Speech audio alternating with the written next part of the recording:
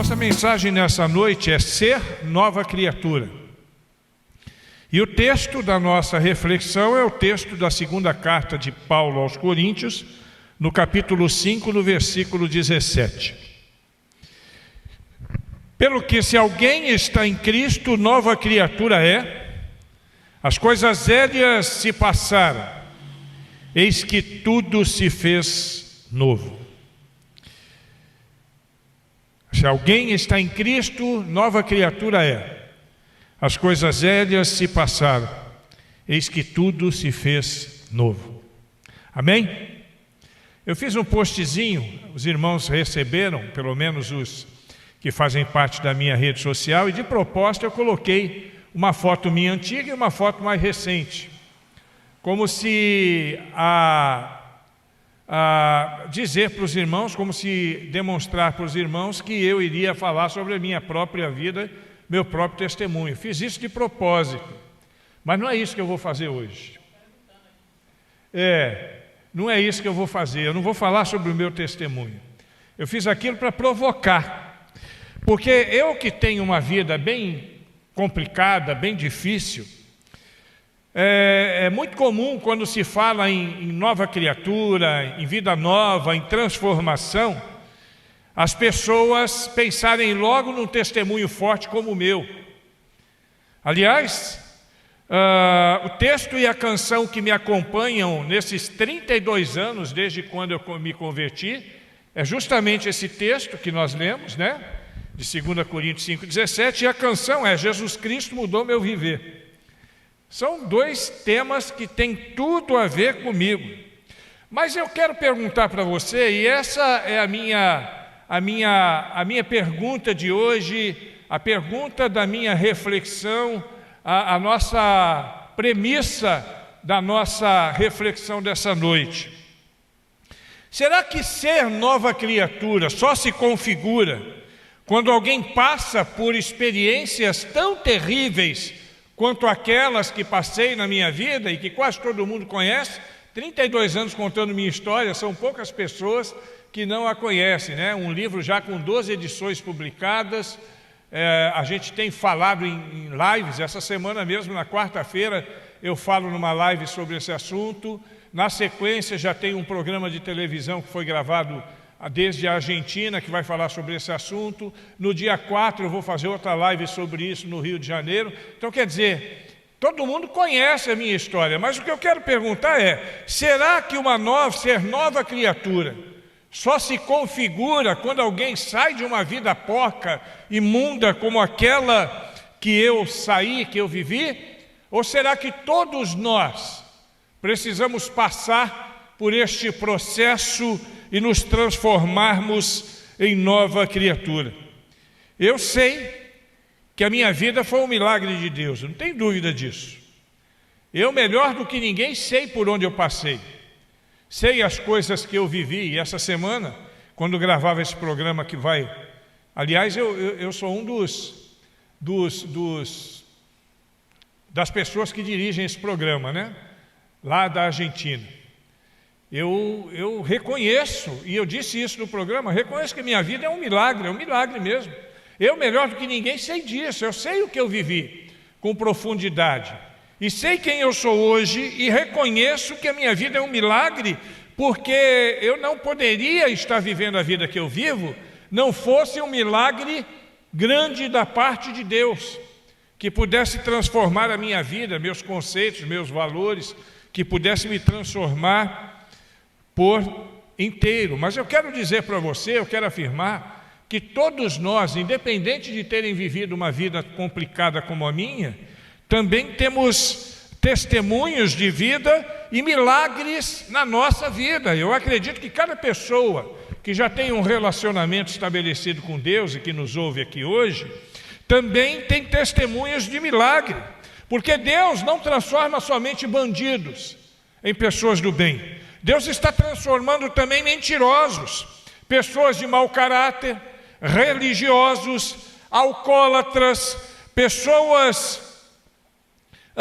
de vida promíscua, pornógrafos, e também pessoas de bem, pessoas íntegras, pessoas que não têm dolo, para poder viver uma vida com Cristo, é necessário que haja essa transformação. Todos precisam passar por essa metamorfose. Metamorfose é mudança de forma, e aqui, neste caso, não seria de forma biológica, mas espiritual, e também por uma metanoia. E metanoia quer dizer, literalmente, mudança de mente.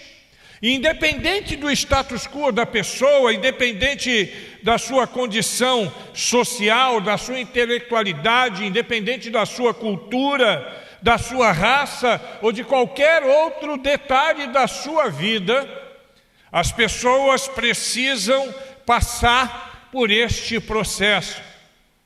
Um dia eu me lembro, há muitos anos atrás,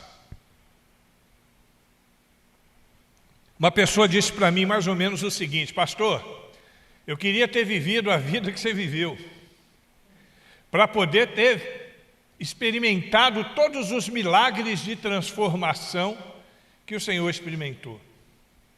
Eu olhei para essa pessoa e disse: olha, deixa eu dizer um negócio para você. Na minha vida, o milagre foi Deus ter me transformado. Mas na sua vida, o milagre foi Deus não ter permitido que você passasse por lá. É milagre. É milagre. E a gente precisa quebrar esse negócio de que todo mundo é ex, né? E que só tem valor quem é ex, e que só se destaca quem é ex. E não é nada disso. Até porque todos nós somos ex, né? Nós somos ex-pecadores não convertidos. Em determinado momento da nossa história, nós nos convertemos a Jesus Cristo.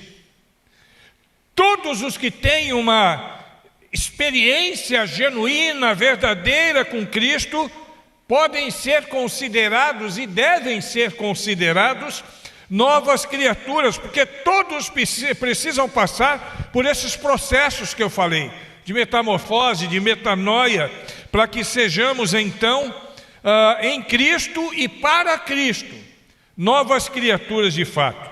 Todos nós, todos, sem exceção, não tem exceção. Não tem pessoa que seja demasiadamente bom ou religioso que não precise passar por um processo de transformação. Todos nós precisamos passar por esse processo. E nesse processo eu posso garantir para você que a parte mais difícil, no que diz respeito a nos consertar, a nos ajustar, a nos transformar, quem faz é Deus. A parte mais difícil é Ele quem faz. E resta para nós, neste processo, assumirmos esta transformação, permitirmos essa ação de Deus na nossa vida e assumirmos essa transformação de uma vez por todas, o que não acontece em muitos casos. Tem gente que se convence, mas não se converte. Conversão quer dizer mudar de direção. Então eu estou indo nessa direção. Me converter significa eu mudar de direção. Converter, mudar a minha direção, ir para outro caminho. Tem gente que se convence que esse caminho é ruim, então ele se convence, mas ele não se converte. Ele não muda a direção da sua vida e continua sem ser uma nova criatura, vivendo de qualquer maneira. Quais as mudanças que devem acontecer na nossa vida quando estabelecemos essa relação genuína com Cristo e que autenticam, que demonstram essa mudança de sermos novas criaturas? Quais são os fatores que vão determinar isso na nossa vida? Obviamente são muitas coisas que mudam, né? No meu caso, Deus mudou cada centímetro da minha vida, cada vírgula, cada letra. Mudou tudo. Teve que fazer um grande trabalho, que para Deus é muito fácil, mas do ponto de vista humano foi um grande trabalho para mudar o meu caráter, a minha personalidade, a minha conduta, para mudar os meus conceitos, os meus valores, para mudar os meus focos, tudo isso. E Ele quer fazer isso na vida de cada um de nós, e é necessário que nós passemos por essa transformação, porque se alguém está em Cristo, necessariamente deve ser uma nova criatura. Se alguém está em Cristo, obrigatoriamente deve ser uma nova criatura. Nossa vida sem Cristo é uma, por mais justa que tenha sido, e aí eu vou colocar o justo entre aspas, porque a palavra de Deus diz que as nossas justiças diante de Deus são como trapos de imundície. Por mais certo, por mais íntegro que nós sejamos, quando nós estamos em Cristo, nós nos transformamos em novas criaturas.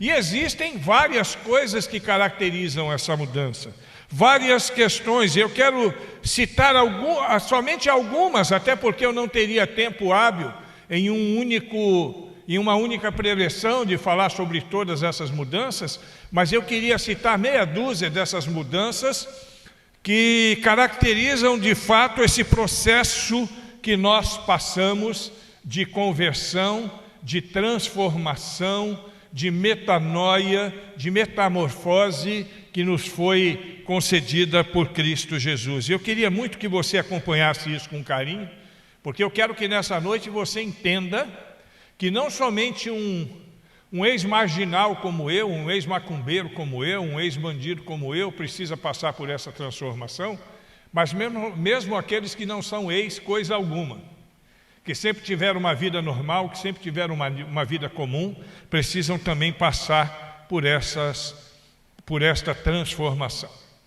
Vamos lá. A primeira característica que eu quero apresentar e que demonstra uma nova vida em Cristo é que uma nova criatura tem convicção. Preste atenção, ela tem convicção, ela tem certeza do perdão dos seus pecados. A gente sempre fala algumas temáticas, elas se repetem em alguns sermões, e aí vocês podem pensar, mas pastor, não tem uma prosa diferente? Não, não tem uma prosa diferente, porque o caminho da Bíblia é esse, não tem para onde correr. Tem alguns conceitos, por mais que existam histórias, e são muitas as histórias, são muitos os caminhos de estudo dentro da palavra de Deus, mas os conceitos são os mesmos, eles não mudam. Eles até podem ser melhor interpretados em determinado conceito, em determinado contexto bíblico, mas eles são sempre os mesmos. E neste caso é um conceito que a gente precisa entender. É o conceito da convicção do perdão dos pecados. Porque tem muita gente que ainda não acredita que Deus perdoou os seus pecados. Crente antigo na igreja, e eu atendo crentes há mais de quase 30 anos que eu sou pastor, já atendi muita gente, e tem gente que ainda se martiriza por causa dos seus pecados, pessoas que não entenderam ainda que os seus pecados são perdoados em Cristo Jesus. Olha, se eu sou nova criatura, eu preciso ter essa convicção. Eu preciso ter essa certeza, o meu pecado foi perdoado por Cristo Jesus. Não interessa o tamanho do seu pecado. Eu não quero saber o que você fez, como Deus não quer saber também o que você fez. Não interessa, até porque todos nós somos pecadores, e Deus sabe disso.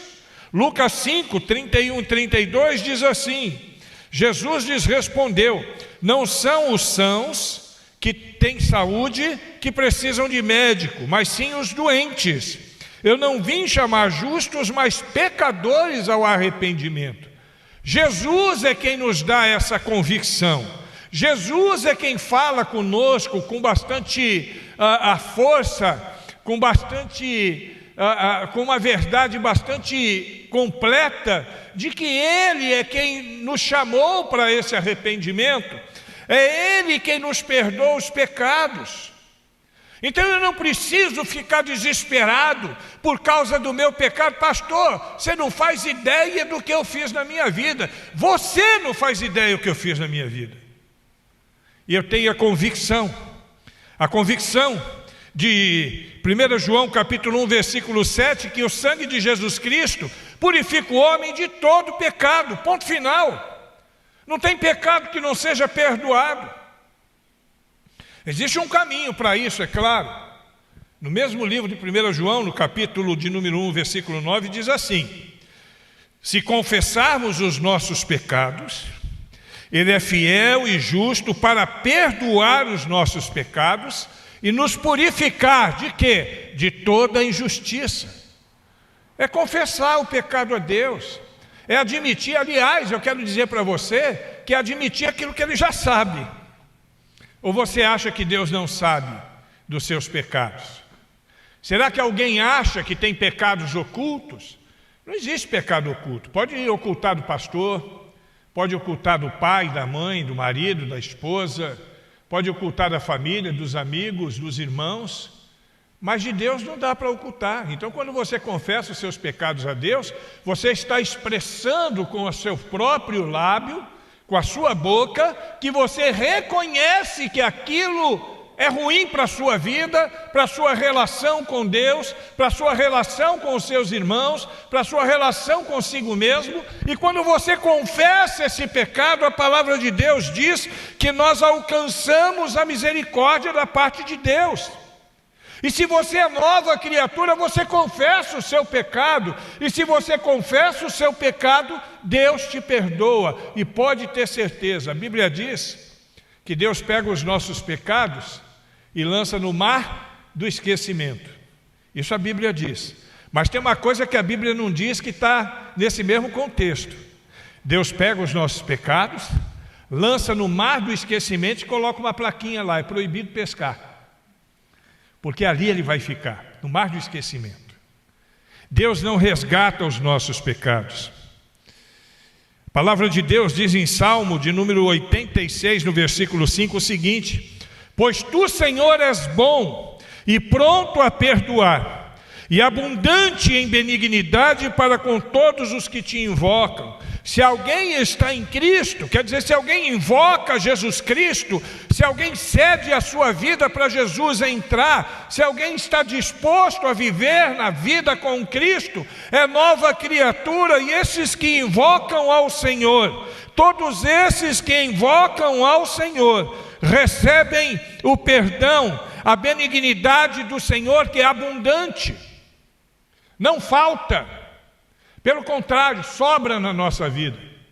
A Bíblia diz que onde abundou o pecado, superabundou a graça, transbordou a graça. Tem muito mais graça do que pecado. Eu preciso ter essa convicção. Eu preciso ter a convicção. É como diz Efésios 1, versículo 7. Em quem temos a redenção pelo seu sangue, a remissão das ofensas ou dos pecados, segundo as riquezas de sua graça. Você é nova criatura, querido. Isso tem que estar evidente em você. Você é nova criatura, você tem que ter convicção do perdão dos seus pecados. Jesus Cristo me perdoou. Jesus Cristo me lavou com o seu sangue. Jesus Cristo me remiu, segundo as riquezas da sua graça maravilhosa. Amém? Além da convicção, uma segunda evidência que caracteriza uma nova vida em Cristo é que quem passa por essa transformação, presta atenção, quem passa por essa transformação tem o foco nas coisas do alto. Então, se alguém está em Cristo, é nova criatura. E quem é nova criatura tem o foco nas coisas que são do alto. Colossenses capítulo 3, versículo 2 nos diz: pensai nos objetivos do alto e não nas coisas terrestres. Qual é o seu foco, irmãos? Qual é o seu objetivo maior de vida? O que é que você espera para o seu amanhã? Alguns vão se lembrar, né? De uma música antiga, até meia profana, mas só para a gente poder lembrar, né? Como será o amanhã? Como será o seu amanhã? Qual é o seu foco? Porque o seu amanhã depende mais de você do que do próprio Deus, sabia disso? Parece heresia, não parece? Mas não é não. Depende de nós, porque Deus ele nos dá o livre-arbítrio para escolher os nossos caminhos.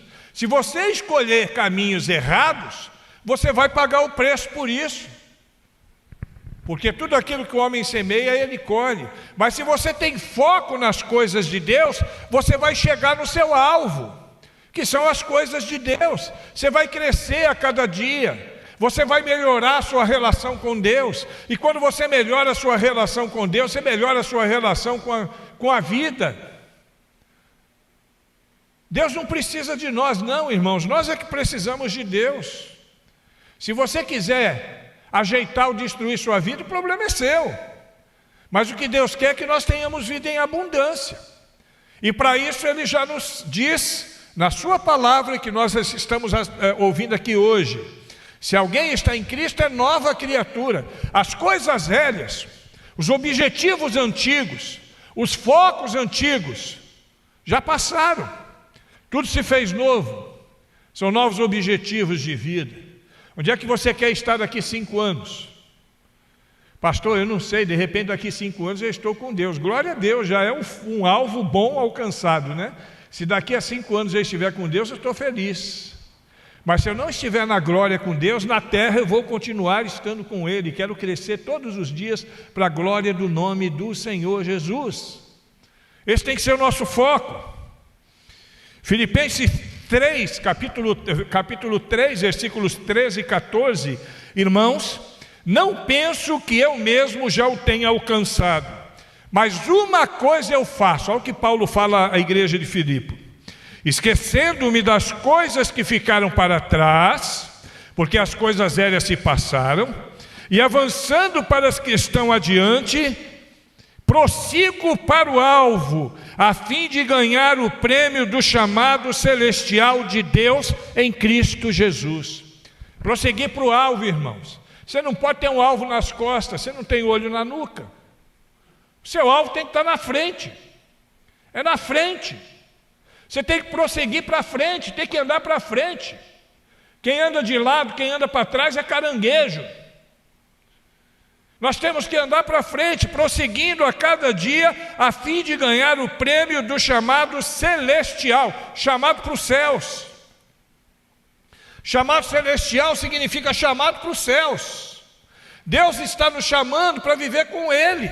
E se alguém é nova criatura, as coisas velhas ficaram para trás, todas as coisas se fizeram novas, porque agora a velha criatura tinha foco na terra. Não tinha aquela conversa, talvez alguns dos que nos assistem, até aqui presente, pensam assim: morreu, acabou. Morreu é defunto.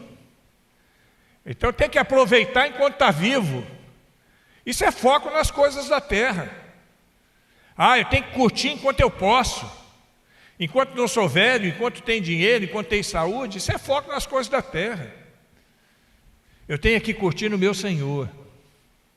Me preparar para essa vida abundante e viver essa vida abundante que Ele nos dá aqui na terra e também a vida abundante que Ele nos dará no céu, porque se alguém está em Cristo, é nova criatura.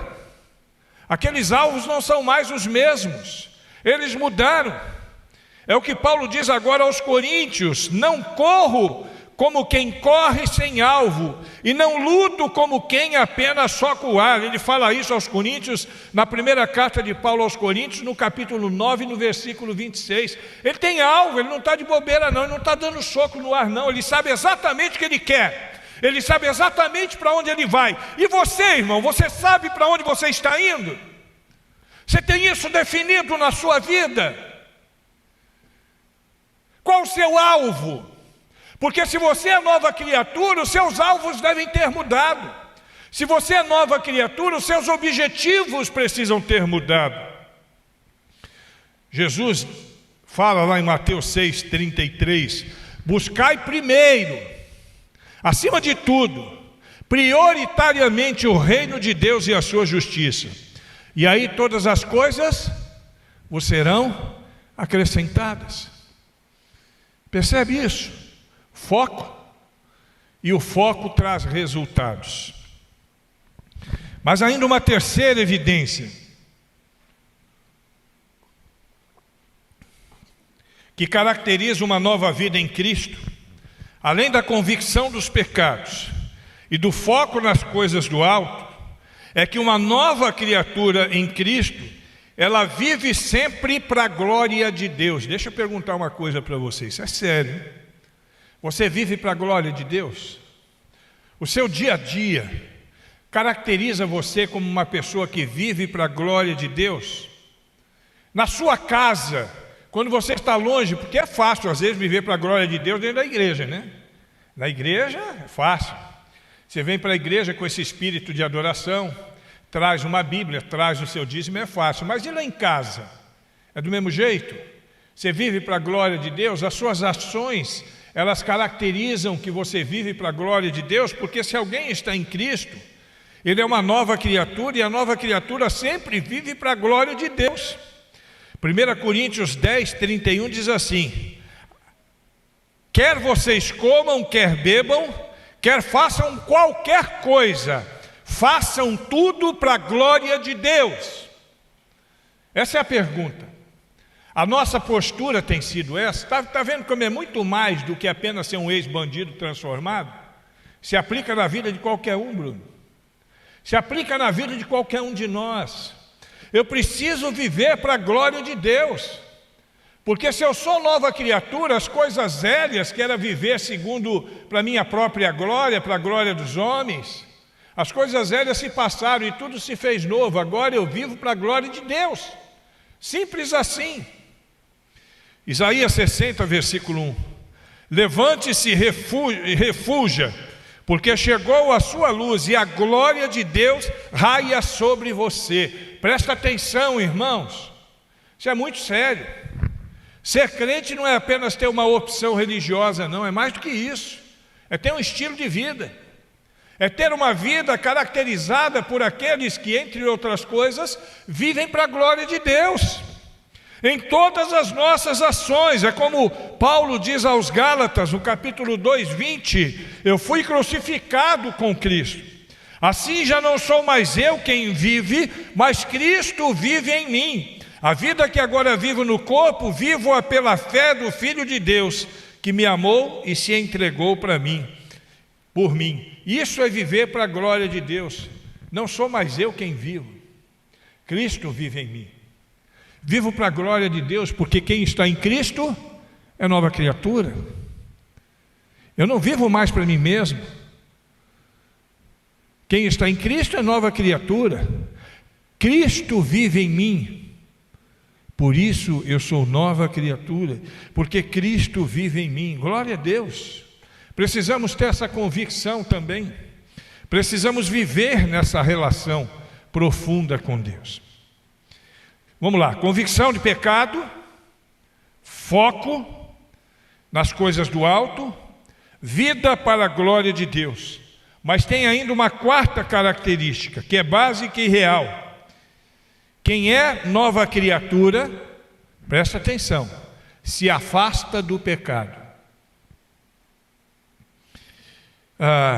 Todos nós somos pecadores. Nós não deixamos de ser pecadores. Se alguém está em Cristo, é nova criatura, não quer dizer que ele deixou de ser pecador. Mas o pecado, ele tem uma nova condição na vida dessa pessoa. Porque o pecado dessa pessoa agora é lavado e remido pelo sangue de Jesus Cristo. A gente precisa se afastar do pecado, porque se nós somos novas criaturas, o pecado não pode ter vez na nossa vida. 1 Pedro, capítulo 3, versículos 11 e 12... Afaste-se do mal e pratique o bem, busque a paz e nela persevere, porque os olhos do Senhor estão sobre os justos, e os seus ouvidos atentos às suas orações. Entretanto, a face do Senhor volta-se contra aqueles que praticam o mal. A vida cristã é uma vida longe do pecado. João 8,34, digo a vocês a verdade, todo aquele que vive pecando é escravo do pecado, mas se alguém está em Cristo, é nova criatura, não é mais escravo do pecado. Mas pastor, você não acabou de dizer que a gente peca? É verdade, né? A Bíblia diz, né? Aquele que é nascido de Deus não vive pecando. Peca, mas não vive pecando. Não faz do pecado um modo de vida, uma prática cotidiana. Porque aquele que pratica o pecado, segundo 1 João capítulo 3, versículo 8, é do diabo. Não é de Deus, porque o diabo vem pecando desde o princípio. Por isso o Filho de Deus se manifestou para destruir as obras do diabo. Então, se alguém está em Cristo, é nova criatura, não vive pecando, as coisas velhas se passaram, não é mais escravo do pecado, e eis que tudo se fez novo. Hoje é filho de Deus, lavado, remido, restaurado, consertado, criado para a glória de Deus. É isso. E a nossa convicção de que o nosso pecado não tem mais efeito negativo sobre nós está em Romanos, capítulo 8, versículos 1 e 2. Portanto, agora já não há mais condenação para os que estão em Cristo Jesus, porque por meio de Cristo Jesus, a lei do Espírito de vida me libertou da lei do pecado e da morte. Se alguém está em Cristo, nova criatura é. Está liberto da lei e da morte. Está vivo para a glória de Deus. As coisas velhas se passaram. A prática do pecado. E pecado não é só matar, roubar, usar droga, não. Pecado é mentir, fazer fofoca, ser insensível.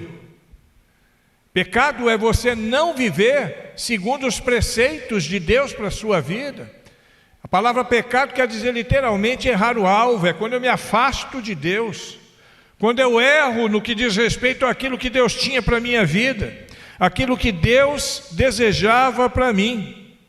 Eu não posso viver de qualquer forma. 1 João 5,18 que diz: todo aquele que é nascido de Deus não vive pecando, mas aquele que nasceu de Deus, Deus o protege e o maligno não pode tocá-lo. Não adianta, irmãos. Se alguém está em Cristo, o maligno não pode tocar, porque nós somos novas criaturas, nascidos por causa do sangue de Jesus Cristo. Uma quinta característica ainda, de 6, que é uma característica base real de uma nova criatura, é que uma nova criatura, ele dá bom testemunho de vida e de sua relação com Cristo. Bom testemunho. Se alguém está em Cristo, nova criatura é. E uma nova criatura dá bom testemunho. Uma nova criatura sempre tem um bom testemunho. Porque as coisas velhas se passaram. 1 Timóteo capítulo 3, versículo 7. É necessário que tenha bom testemunhos dos de fora, para quem está lá fora, para que não seja envergonhado nem caia na armadilha do diabo. Quem está em Cristo é nova criatura e precisa ter bom testemunho. Isso não quer dizer que você não vai dar uma derrapada de vez em quando. Isso acontece, né? Isso acontece de vez em quando, uma derrapada pode acontecer. Mas você precisa ter bom testemunho. Mesmo na derrapada, a pessoa tem que ver o seu bom testemunho. Quer ver um exemplo? Você derrapou? Você tratou mal uma pessoa, isso é pecado. Você falou mentira a respeito de alguém, isso é pecado. Você fez uma fofoca a respeito de alguém, dá um bom testemunho. Vai nessa pessoa e pede perdão, é um bom testemunho. Vai lá e pede perdão. No grupo que você escreveu, de repente, alguma coisa que feriu alguém, machucou alguém, vai lá no grupo e pede perdão, isso é um bom testemunho. No nosso dia a dia, nós precisamos disso. Tornem-se meus imitadores, disse Paulo aos Coríntios, na 1 de Coríntios, capítulo 11, versículo 1 e 2. Como eu sou de Cristo, eu os elogio por se lembrarem de mim em tudo e por se apegarem às tradições exatamente como as transmiti a vocês. Paulo ensinou vida cristã para aquele povo. Paulo foi um grande apóstolo, é por isso que ele é conhecido como o apóstolo dos gentios. Ele rompeu as barreiras, ele foi até o outro lado do mundo daquela época, ele saiu ali das fronteiras de Jerusalém, de Samaria, de Judeia, e foi lá na Ásia pregar o Evangelho de Cristo, foi lá na Macedônia pregar o Evangelho de Cristo. E ele era bom testemunho, as pessoas olhavam para ele e reconheciam que ele era um grande homem de Deus. E mais do que isso, ele não tinha vergonha de ser um bom testemunho. Tem gente que tem vergonha, mas ainda ele, falando ao jovem pastor Timóteo, na 2 de Timóteo, no capítulo 1, versículo 8, diz assim: portanto, não se envergonhe de testemunhar do Senhor nem de mim, que sou prisioneiro nele, mas suporte comigo os meus sofrimentos pelo Evangelho, segundo o poder de Deus. É testemunhar, dar um bom testemunho e testemunhar de Cristo. Você percebe isso? Se alguém está em Cristo, é nova criatura, e a nova criatura tem bom testemunho, e a nova criatura dá testemunho de Cristo. Evangelho, falar o Evangelho. Tem gente que tem vergonha de pregar o Evangelho, irmãos. Tem gente que não abre a boca para falar de Jesus Cristo nem na hora do sufoco. Nós precisamos pregar o Evangelho a tempo, fora de tempo, em qualquer contexto. Precisamos dar um bom testemunho a respeito do Evangelho. Sabe por quê? Porque se alguém está em Cristo, é nova criatura. E a nova criatura dá bom testemunho. A nova criatura testemunha de Cristo. E por último, além da convicção de perdão, do foco nas coisas do alto, na vida para a glória de Deus, no viver longe do pecado e no dar bom testemunho, uma última característica que eu listei na minha pequena lista de 6 aqui, e que é real na vida de uma nova criatura, é que uma nova criatura vive em comunhão não somente com Deus, mas com os seus irmãos também. Tem um texto na Bíblia que eu acho tremendo. 1 João capítulo 4, versículo 20 diz assim: se alguém declarar, eu amo a Deus, porém odiar o seu irmão, é mentiroso. Portanto, quem não ama seu irmão a quem vê, não pode amar a Deus a quem não enxerga. Está cheio de crente mentiroso. Diz que ama a Deus, mas não ama o irmão. Diz que ama a Deus, mas não se manifesta em favor do seu irmão, não tem comunhão com o seu irmão, se afasta do seu irmão, foge do seu irmão, não abraça o seu irmão, se bem que agora o tempo é de dar abraço à distância só, mas eu digo abraçar mesmo no sentido de tê-lo como parte da família de Cristo. Nós somos uma família, irmãos, em Cristo Jesus. Se você ou se alguém é nova criatura, ama o seu irmão, porque as coisas velhas se passaram. No passado podia ter inimigo, podia dizer assim, eu já ouvi crente falando isso, eu acho o maior absurdo, Samara e Samir, quando alguém diz assim, nunca me fez nada, mas eu não vou com a cara dele. Já ouviram isso?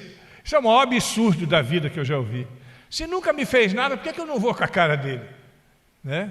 Claro que aí alguém, sempre tem um espertinho para dizer, claro, você não vai com a cara dele, pastor, você vai com a sua cara. Mas não é isso que eu estou dizendo, eu estou falando outra coisa. Dizendo que não suporta. Essa é a coisa velha que se passou, porque quem está em Cristo e a nova criatura, tudo se fez novo. Eu passo a amar o meu irmão. Com isso saberão, as pessoas vão saber que são meus discípulos, se vocês se amarem uns aos outros. Está vendo? Uma característica para a pessoa saber se nós somos ou não discípulos de Jesus é essa. Esse povo se ama. Esse povo tem amor um pelos outros. Porque se não tem amor um pelos outros, não são discípulos de Cristo.